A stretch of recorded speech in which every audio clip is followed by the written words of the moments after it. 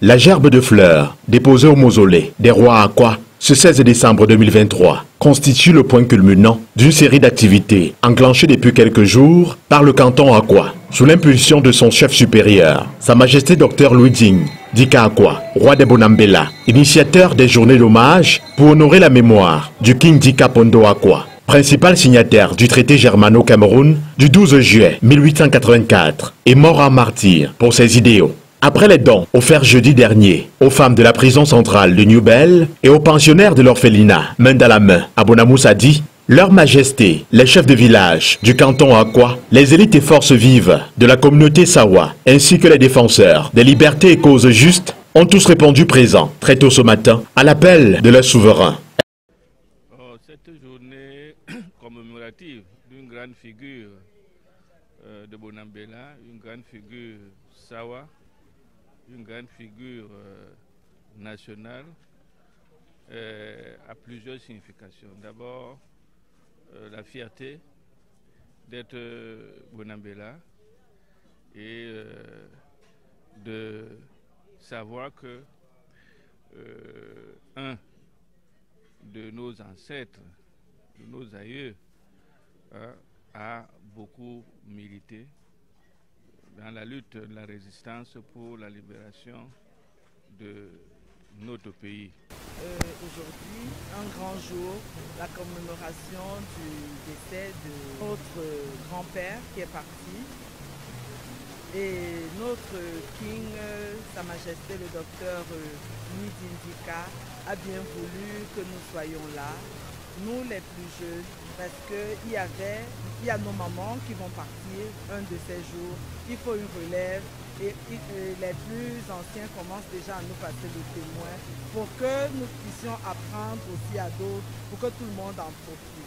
Le rituel du jour au mausolée s'est fait dans le strict respect des traditions Sawa, en dehors des caméras. Une occasion pour le monarque de raviver les liens de solidarité. Le message du chef supérieur, Louis Ding Dika, était un message assez dense et à plusieurs significations.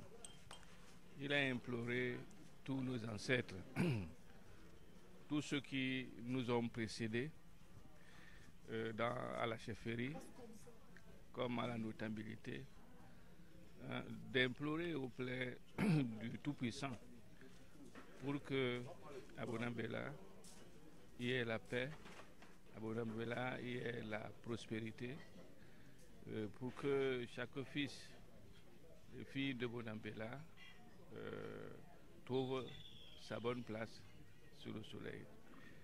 Le King Akwa a aussi saisi cette occasion pour implorer la force, la puissance de nos ancêtres pour lui apporter la sagesse, la clairvoyance, la force, le courage nécessaire pour mener à bien ses missions de chef supérieur du canton Akwa.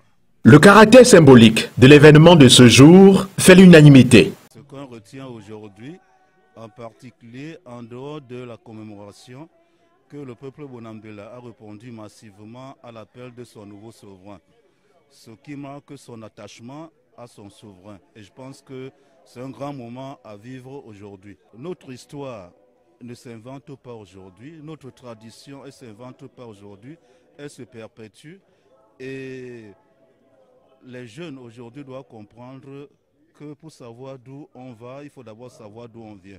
Le président du comité d'organisation que je suis est un homme comblé parce que tout ce que nous avons essayé de faire depuis jeudi a été fait dans la règle de l'art. Le chemin retour pour la chefferie partant du mausolée des rois Akwa où a été érigée la stèle du King Dika Pondo Akwa se fera à pied sur une distance de près de 500 mètres avec le sentiment du devoir bien accompli. Rappelons que la commémoration de la disparition en exil du King Dika Pondo Akwa a été initiée par Sa Majesté Dr Louis Ding Dika Akwa pour honorer la mémoire de cet illustre monarque, figure historique de la lutte anticoloniale. C'est donc un happy end pour cette autre édition. Rendez-vous l'année prochaine.